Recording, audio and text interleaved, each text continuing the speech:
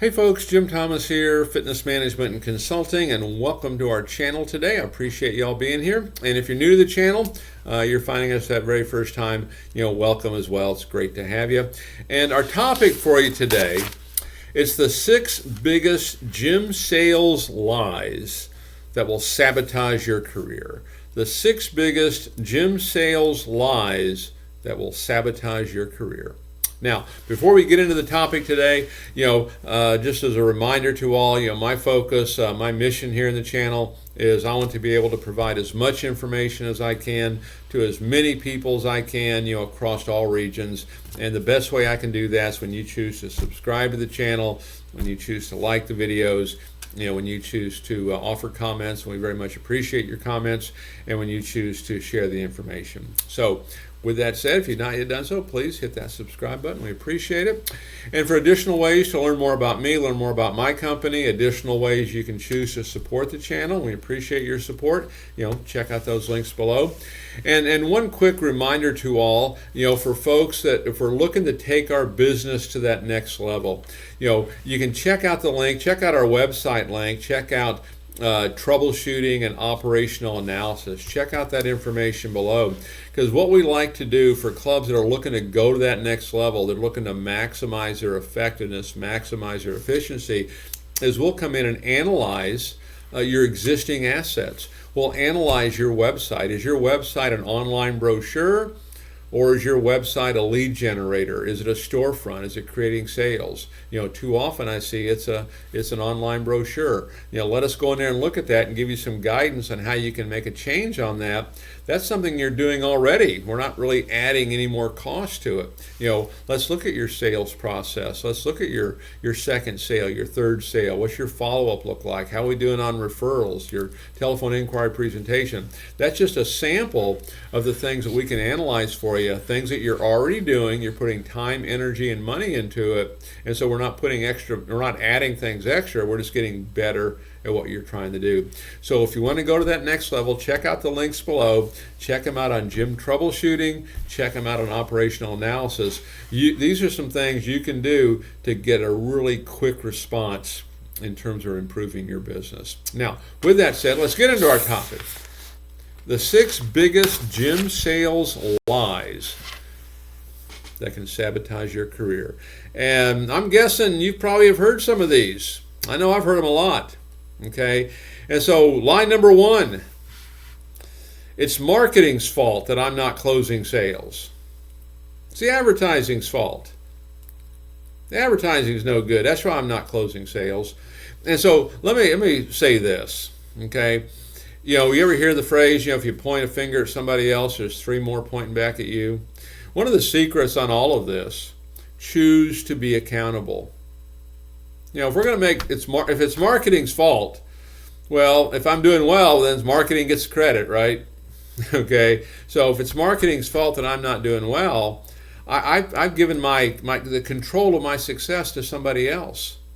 Okay, don't give up the control of your own success. The reason you choose to be accountable is because this is what you have control over. You have control over you. That you can change, that you can fix.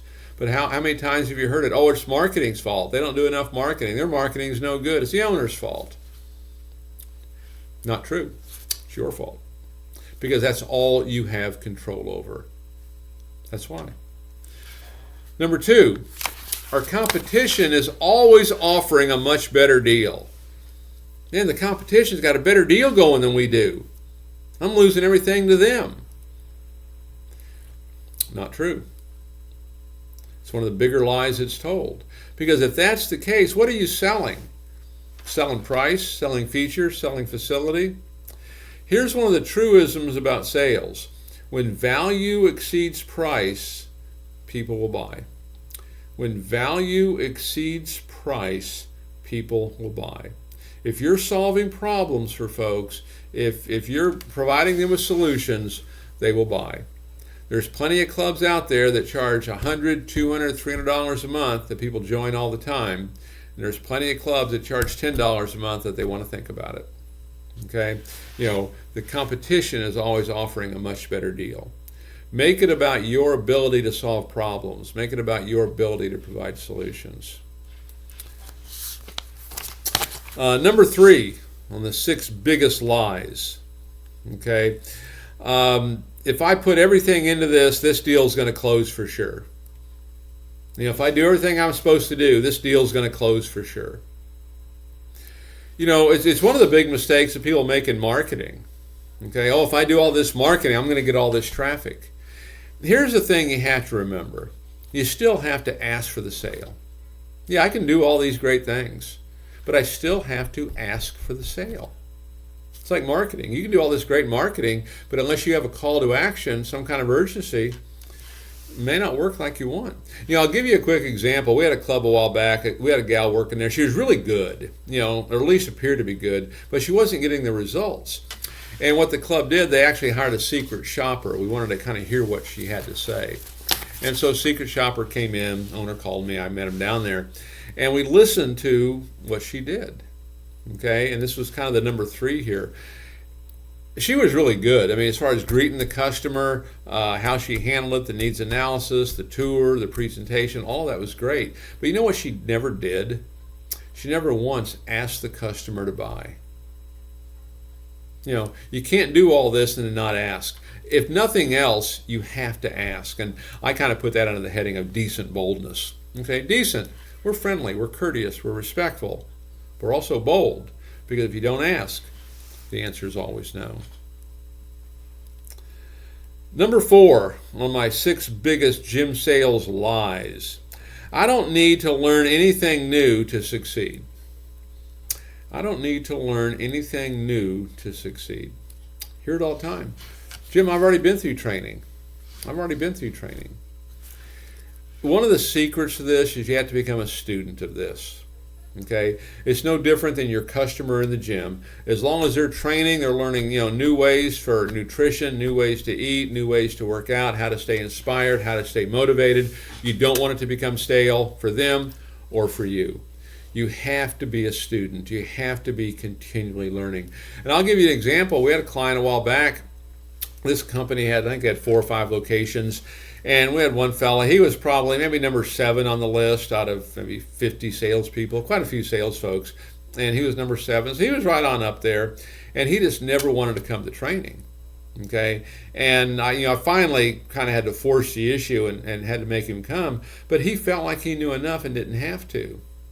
Now, we kind of found out the reason he was doing so well in sales was he was grabbing all the phone inquiries, he was grabbing all the incoming leads, all the walk-ins, all of that. He really wasn't technically good at it. He came in and started going to training, kind of being forced a little bit, and before you knew it, he was number 1 in the company, and before you knew it, he was managing a club. That's how big of a difference it made. And he was thinking, hey, I know enough, I don't need to learn anymore. Number 5. I hear this one a lot. Hey, I'll change next month. I'll change next month. No, do it right now. Do it now. One of the things that I see is a killer in business. It's a killer for salespeople. It's the issue of complacency. Okay? And I've kind of redefined that a little bit. I call it success apathy. If we've had success in the past, it does not guarantee success in the future. Because you have to keep this fresh. You have to keep this energized. You have to be able to give these presentations to folks like it's the first time you ever gave it. And if you're giving the exact same presentation, every day, every time, just like you've been doing, it's going to get old after a while. You have to learn. You have to evolve. You have to change. So I'll change next month. You never do, by the way. You either do it right now or it doesn't happen. And then number 6. Oh yeah, this deal's definitely going to close. Yeah, this deal's definitely going to close. And I'll tell you what happens. It's kind of a form of prejudging, right? Is we think we know what the outcome's going to be before we even get started. And the problem with some of this, the problem with prejudging like that, it causes us to skip steps. This person's for sure interested. Well, I don't have to do this or this or this. I don't have to ask them to buy. They're going to volunteer. The fish are going to jump into the boat. This deal's definitely going to close. When you start to prejudge like that, what starts to happen is we start to skip steps in the sales process.